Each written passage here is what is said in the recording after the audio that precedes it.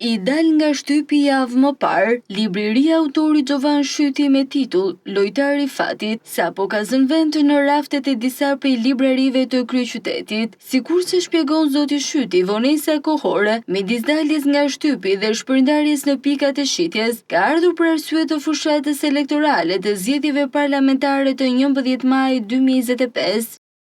Përndarjen e librit tim të 7 Lojtari i Fatit e shtyva pasi gjykova se motori zhurmëdhënj të fushatës elektorale 2025 do ta eklipsonin vëmendjen e dashamirësve të pakët të librave. Vendosa të pres momentin kur zhurma shurdhuese e motorëve elektoral të fashitej. Besoj se tani është momenti, megjithse shqiptarët, tifozat të politikës, që për fat s'merren fare me librin, do të vijojnë të shtyjnë muajt me lagu se lagu procesin e rezultatit e ndershmërisë së zgjedhjeve.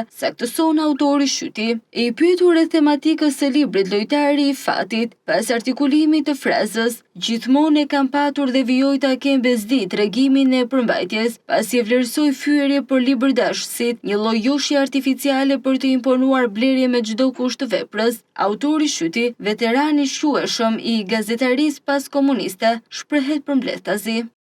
Përmbajtja e Lojtari i Fatit trajton fundin e individit, shoqërive popullsive masive që jetojnë duke pritur e shpresuar te fati, duke mos kuptuar se vetë pritja e ardhjes së fatit minimalisht frymëzon me shumicë humbjen e viteve të jetës që rrjedhin në shtratin e vet pa ndikim. Lojtari i Fatit, i cili është personazhi qendror i librit, është me fat se triumfon një ditë, i troket në port fati shumë viteve pritur. Mirë, po çfarë ndodh me të? Përveç se kujtesë historike e viteve të shkuara në pas komunizëm, në tërësinë e vet ngjarja e librit vjen e trajtuar në raftin psikofilozofik, po ashtu dhe personazhi qendror, fati pritësi të cilit është paralel me atë të shqiptarëve, të cilëve pritja e mbritjes së fatit, mos reagimi ndaj saj, që u ka lënë i servir politika mashtruese, u ka kushtuar humbje të rënda, jo vetëm financiare nga piramidat mashtruese 96-97, por pse jo, dhe të lirisë së jetës së munguar në demokraci. S'duhet haruar se me pasivitetin, shpresën e mbritjes së fatit, që do të na vijë një ditë për 3 dekada kemi kontribuar e po kontribuojmë për demokraturën,